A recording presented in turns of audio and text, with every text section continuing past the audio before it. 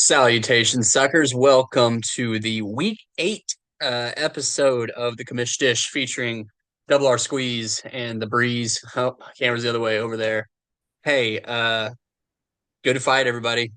The week is what? We're just a hair over, well, we're about halfway over the regular season heading into playoffs. And so this is when things start, kind of leveling out and seeing where everybody's on the playing field. So, uh, keep your nose to the grindstone and let's keep trucking and keep active, keep communicating, keep trading, keep offering, you know keep making the league fun. So it's been good. Yeah, officially halfway through the year. Week 8 is upon us.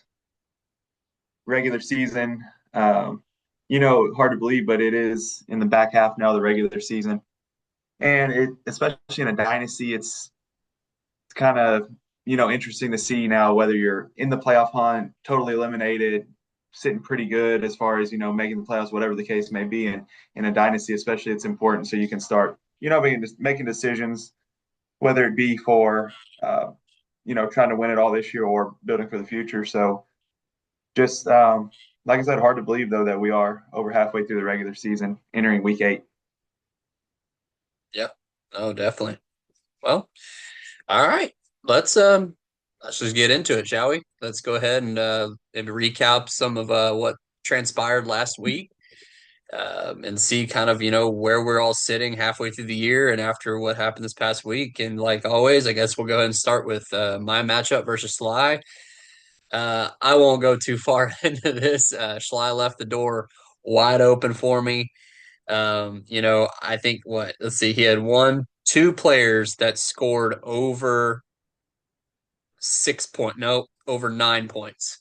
He had two players over 9 points. The rest were sub nine, including his quarterback and Caleb Williams. So he only put up 65 points. I actually had a decent week. It was okay, and I just that's all there is to it. The the Bears had a really crappy outing against the New Orleans because the running backs did all the work.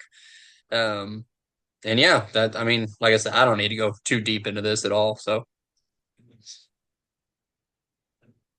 You're always appreciative whenever somebody has a week like Schley does and you're the opponent to that team and you can just fully take advantage of relaxing in a matchup throughout the weekend. And no matter, even if you put up a dud of a week, you're still going to be fine.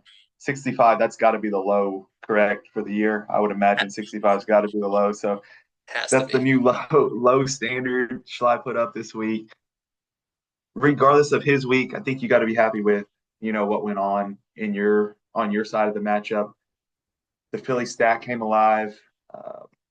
It just seems like every bold prediction we make, it's kind of like It's a week. we hit, but It's a a week week late. late. Yeah, It's like a week late. It's crazy to see, it's that. wild. Uh, but besides that, I mean, you got to be encouraged by Travis Hunter. Brian Thomas Jr. after a good week, Brian Thomas Jr. looked like he couldn't catch the ball again. So does Travis Hunter, take the next step, getting more offensive snaps? Daniel Jones has the Colts absolutely rolling. Michael Pittman, you got that stack going on now. So I just think the hardest thing you might have to decide is the Seattle running backs. Like that could be a tricky thing for you to decide, but you have both of them. It's a matter of figuring out who you need to play, but I think you just got to be encouraged by the output from your team this week. 130, not a bad week. I think you had a really good week last week as well. And you got to your 3-4. You predicted, you just needed to get back to 3-4 to give yourself a shot. Well, you're there. And as we just discussed, and we'll discuss this more heading into your matchup this week, you have a really, really good shot at getting to 500 in week 8. So I think you're in a good spot. Yeah, yeah. I mean, I agree with everything in terms of the Seattle running backs. I don't think I can make a decision until Seattle makes a decision. Honestly, like I don't even think they know what they're doing, and it's like they give Walker all the work, and then Sharp is the end zone guy, and so it's very hard to. It was in draft season. It was good because I thought I had the backfield. Well, now I have the backfield, and it's hard to play them. So. But like I I think said, at this point, TBD. I think at this point you almost have to start Sharp over.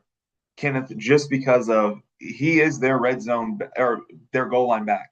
Yeah, Once they get close to the goal line, he is the one that's going to be getting the touchdowns, and he's gotten them for the past few. It's not like just this past week; like it's been going on for a few weeks now.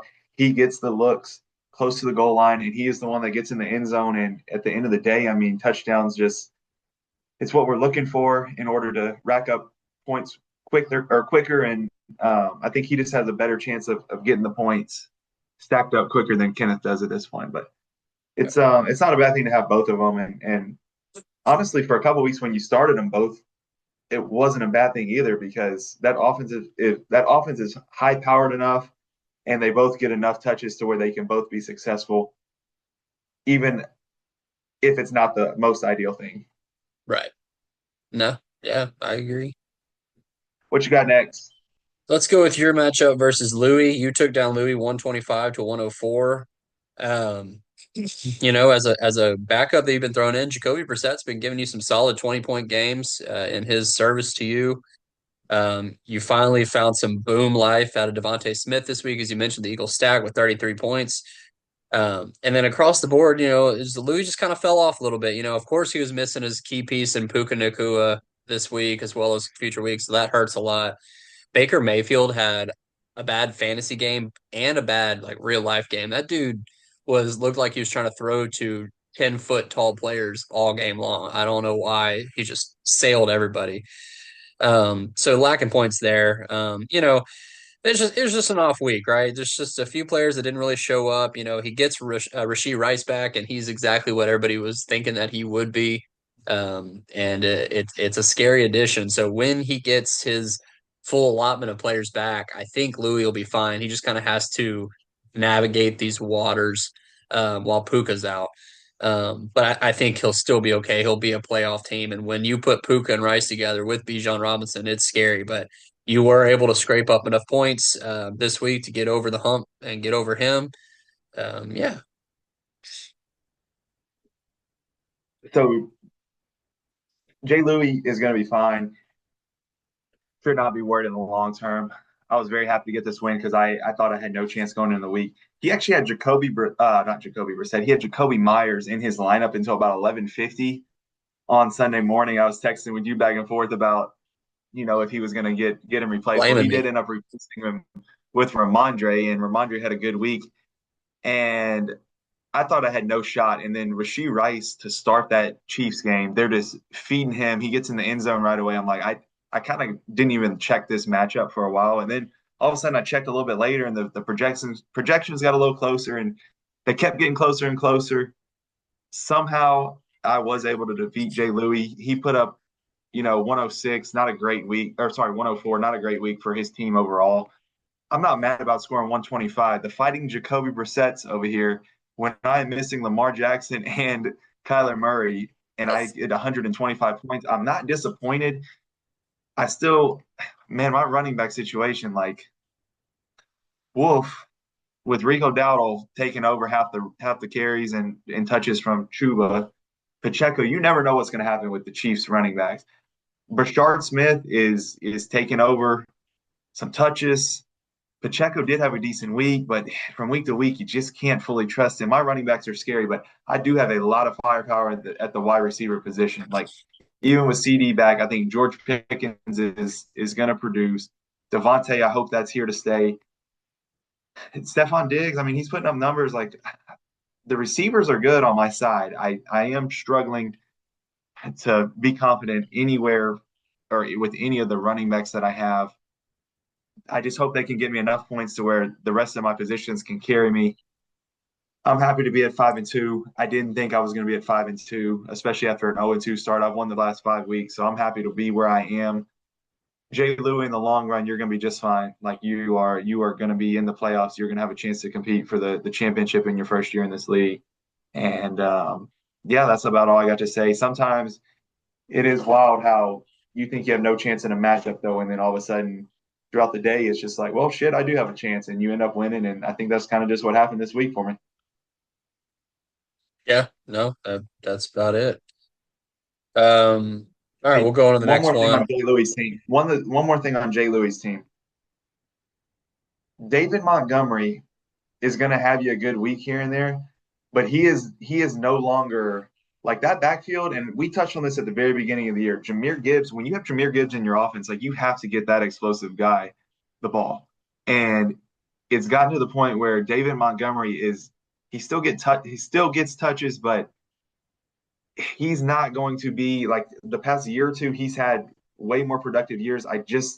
It's a little bit scary the lack of numbers that he's putting up, and I just don't know if he turns that around because Gibbs is just the playmaker in that offense, and he's gonna keep getting the touches and putting up the numbers compared to what Montgomery can. But still, the rest of your players can more than make up for that. But I just saw David Montgomery 5.9, and it just seems like his numbers here the past few weeks have dropped off. Although he did have a decent week. I don't know what week that was, but regardless, your team's going to be fine.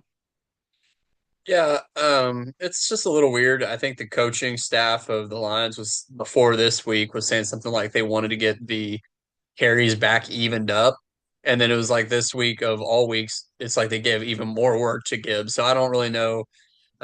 Which that just happens, when you have a guy that electric and that exciting and running that good, it's kind of hard to just play fair and play nice to the other guy. It's like, it's Right. just And what's all talent well, wins. Montgomery did have 13 carries, but that Tampa Bay front, that It definitely defensive didn't fit front his style it's hard for to run. sure. It was not his matchup.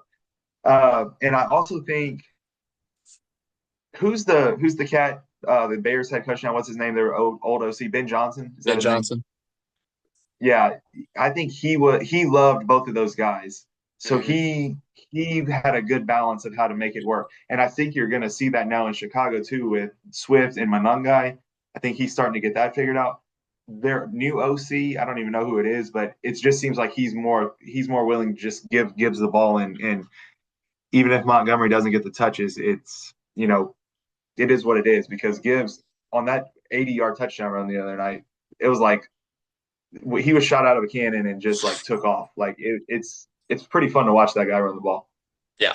No, Gibbs is exciting. I wish I had him somewhere and I have him nowhere. So, Yeah, I have him in um, best ball. And I'm pissed off. That's the only league that I have him in because the one that he doesn't is matter, he's yeah. I have him in the even though league that even doesn't though matter. it really matters in best ball.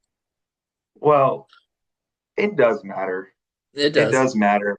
Don't sell yourself short being the It does. commissioner of a You know. league that doesn't matter. Like we don't want to. Yeah. Anyways, who No. you got next? So next we had Merch Luck versus Tidal Wave. It was a pretty exciting matchup. Both teams scoring pretty well, and Tidal Wave, just edged Merch out 142 to 133. Like I said, they had a bunch of players going off. The biggest difference was that, while Tidal Wave had Bo Nix go off for a 40-yard, or I mean, a 40-point comeback win over the Giants in that crazy game. And then Merch was disappointed with a goose egg from Jameson Williams in, what was supposed to be a really exciting, really a lot of points coming out of that Detroit versus Tampa Bay game. So, like I said, this isn't really anything to break down. Both of these teams are good. Both these teams will be in the playoffs in this league. Both have a lot of, stud potential and star potential on their teams that are going to put up points. This is just kind of one of those, well, it is what it is type thing. So, I would think Merch has to be a little disappointed about losing this based solely on the fact that Jamar Chase on Thursday night yeah. puts up 38 to start your week, 23 targets. This is in like this is I don't even know how to break this down. 16 out of 23, 161 yards and one touchdown, 23 targets. I don't what's the most targets ever in a game? Like that's got to be pushing a record of amount That's a of lot. targets in a game. I don't know if I've ever seen. This is a wild stat. I think Najee Harris a few years ago had a 20 target game as a running back. I think Yeah. that's correct. His I don't rookie know year. what the I don't know what the highest yeah, and I don't know what the highest ever targeted game is. Which the Najee thing is actually really crazy being a running back. Like Jamar Chase, I could see just being an elite wide receiver.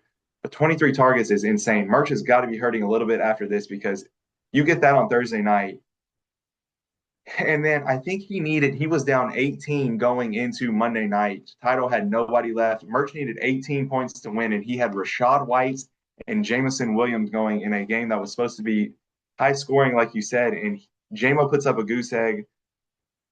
That is disappointing on many levels because I love JMO, but it is getting to the point where that's a hard start. That is a very hard start. It's just, yeah, you might get an 80-yard touchdown, but you're getting a nothing out of him a lot of weeks. This league, it might be hard to sit him, but it's a hard start in a lot of like standard leagues. I Yeah, think he it just hurts.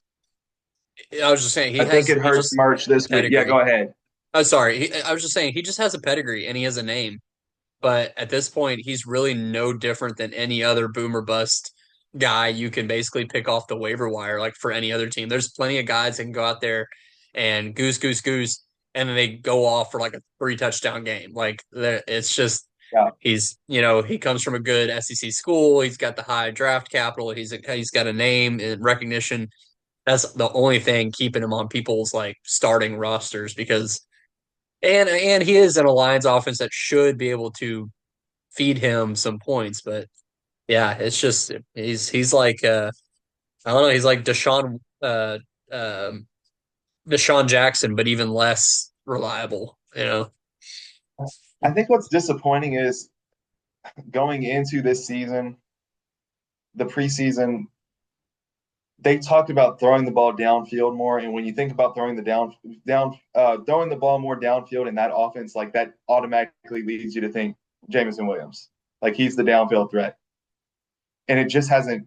It was like the coach speak where it was said, and then it just like it didn't actually happen this year. So it's been disappointing.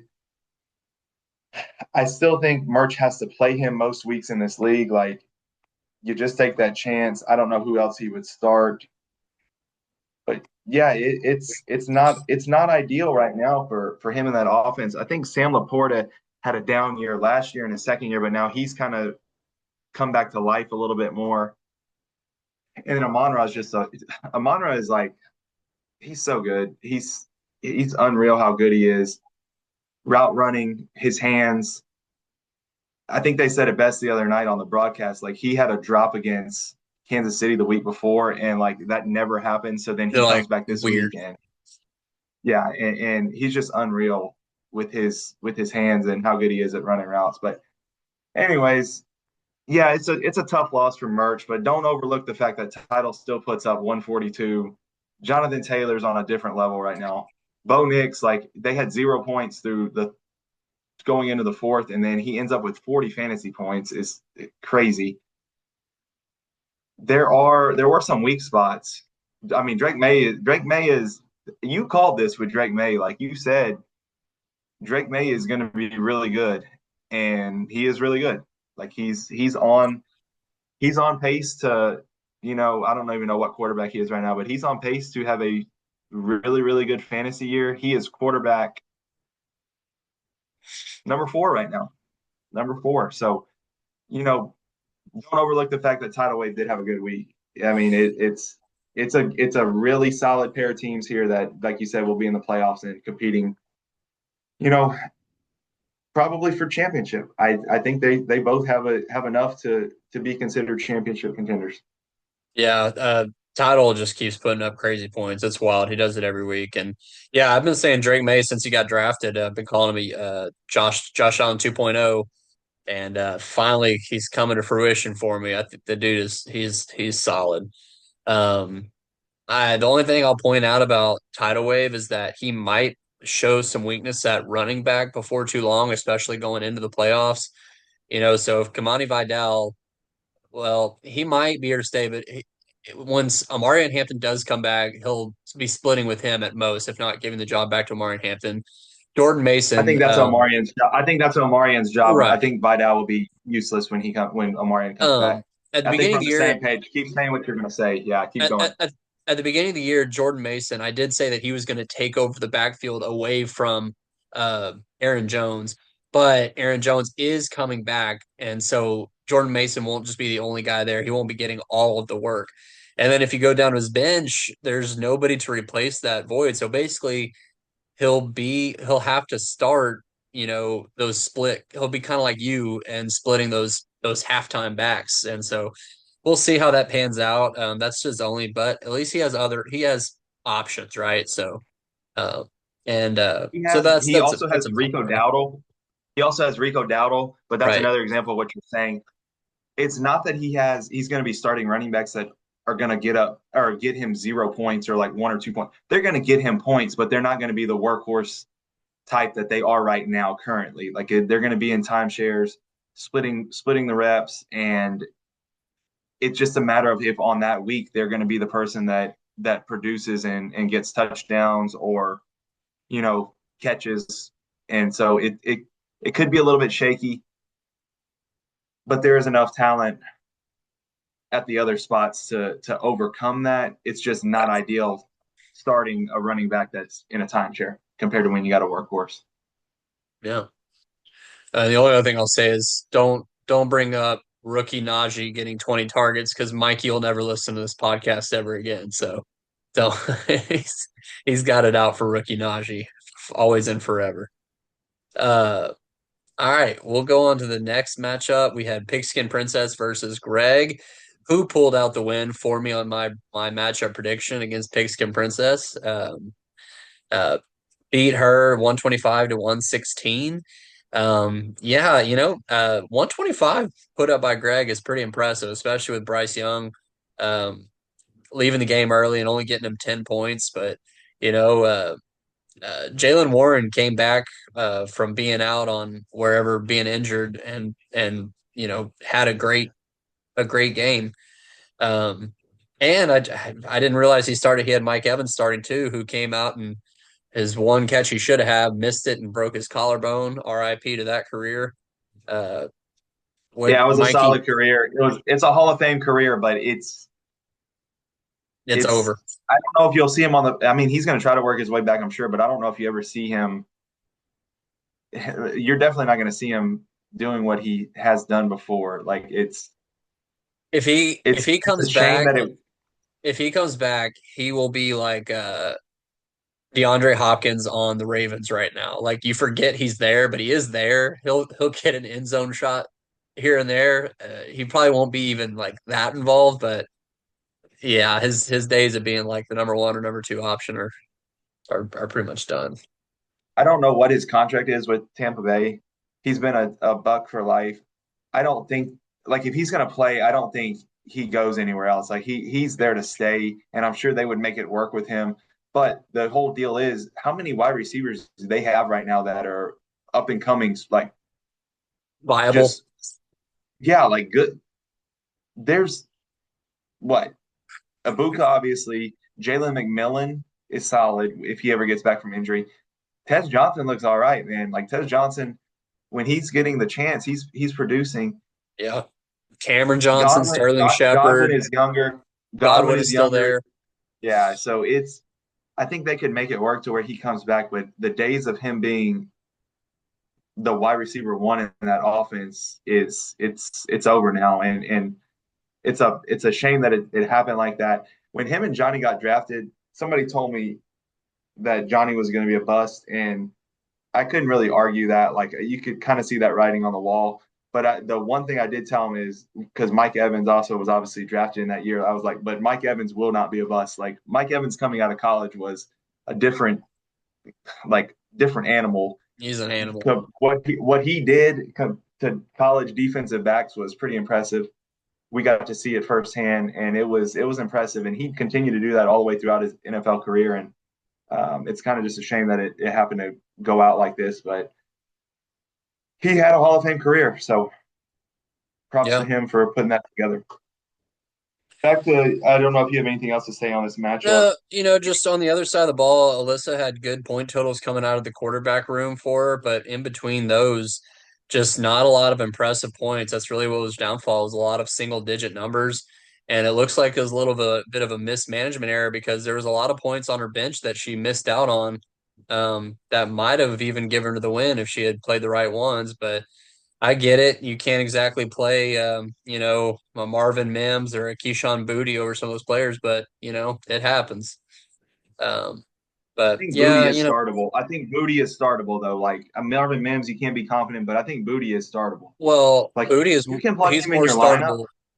He's more startable than Jamison Williams. I mean, he's gonna Oh yeah, boom just as much, if not more, on a more consistent basis. So and he's going to be more consistent. He'll be more consistent. There's no doubt in my mind. I think you touched on it last week going into this matchup with Rashee Rice back. The Xavier Worthy and Travis Kelce start was dangerous. Drake London went from being a target hog to, well, he still got targets, but didn't connect with, uh, gosh, what's his name? Michael Penix on Sunday Night Football. 4 of 10 for 42 yards, just not enough from Drake London. And then Kyron Williams, in a game that the Rams put up 35 points, it was unfortunate because Stafford threw all 5 touchdowns. They were up so much that Blake Corum ended up getting a lot of the touches towards the end of the game. So it just wasn't a Kyron Williams game, even in a game where they scored 35 points. well, You would think he would have had more, which could have helped her to the victory. It just didn't happen.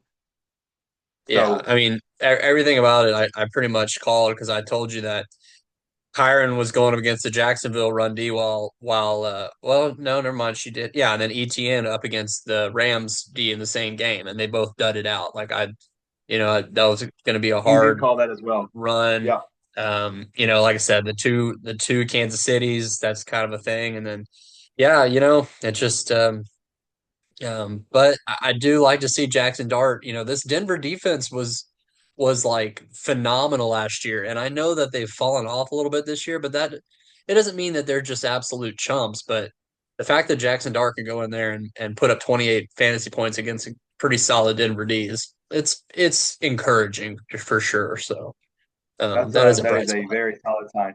Yeah, I'm going to touch on one more thing. I know Greg put up 125 and got the win. We'll go into this more in his matchup coming for this week. I'm not going to touch on his quarterback situation yet, but Bryce Young obviously did go out. Genty, like that offense is so bad that Ashton Genty is not going to put up numbers just because they're so bad. He still has Gibbs, but besides that, now Mike Evans is hurt. Nico Collins has a concussion, right? Isn't that why he went out? It Yeah. got so late on Monday night, I couldn't even stay up and watch the end of the Texans game. I fell asleep. So he's in concussion protocol. Week 8 status in doubt. It's gonna be some tough sledding for Greg. Luckily, you got your second win, but it's still gonna be some tough sledding coming up. So that's all I got to say about this matchup. We can move on. Okay. Let's go on to the next one, which was Money Muscle versus C Mike. We both predicted Money Muscle to win this one pretty handedly, and it amounted in that. So amounted in that fashion. You know, Mike, he has to play Travion Henderson with Bucky Irving out right now. He has to, and I get it. It was like a first round pick, or in this league, I don't know what it was, but he was, and that guy is just, I don't know what's going to happen to his career. I don't know if he'll have a career. Um, but he gets a total of point 0.5 points for Mikey in this one. And Money Muscle 155. One of my bold predictions was him to be the high point man with a 180. He didn't get the 180, but he was the high point man. He put up some big boy points this week. Um, and it was I mean, I don't really know what to really touch on. Like, just a really solid week coming out of his guys, and on the opposite side, well, he beat Schley's 65. I guess. I mean, there's a high point. Yeah, not much else to say here besides the fact of you got two teams going in opposite directions, and it got ugly real quick. I got one question for you real quick. Who is the number one wide receiver in fantasy right now? In fantasy, Yeah, who is the number one wide receiver in fantasy right now? if well, Puka missed a game, so I'm guessing it's not him. Probably JSN. Yes, he is. And he made light work of that Texans defense on Monday night, early and often. He is the number one wide receiver in fantasy right now. He is He is the out of one all those reason. out of all those Ohio State wide receivers, he might be the best.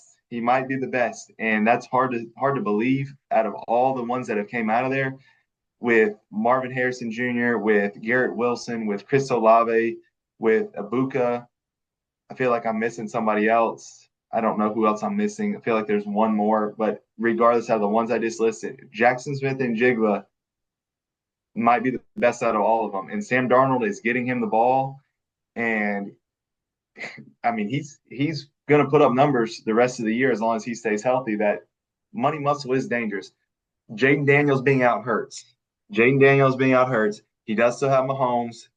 He has Mariota to back up Jaden Daniels, but I'm not saying Mariota is bad. You just can't trust him to put up Jaden Daniels numbers. Hopefully, Jaden Daniels gets healthy for the playoffs for Zoke, but it's a team right now that is trending in the right direction. And yeah, he was the number one scoring team in this league for the second week in a row. So props to you, Money Muscle. I can't Venmo you for the second week in a row, but I will keep. If you keep scoring the most points in the league, I'll keep your stash separate till the end of the season. C Mike, I'll hit on I'll hit on your disappointing year in the fan mail section a little bit more here in a little bit, but it's not good right now, man. It's just not good. 1-6, 1-6. Yikes. All right, let's go ahead and move on to the next matchup. We had Stahl falling to Dino 109 to 120. Um, you know, it was a lot of Matthew Stafford to Devontae Adams that really decided this game. That stack is just with Puka out, especially, it's just going to be good for Dino. Um, and so that stack alone basically allowed him to have Debo Samuel as a zero and still put up 120 points. Whereas Stahl, he's got some pieces, but like when he's still starting Jerry Judy, I just don't think you should ever start any Browns pass catchers ever again.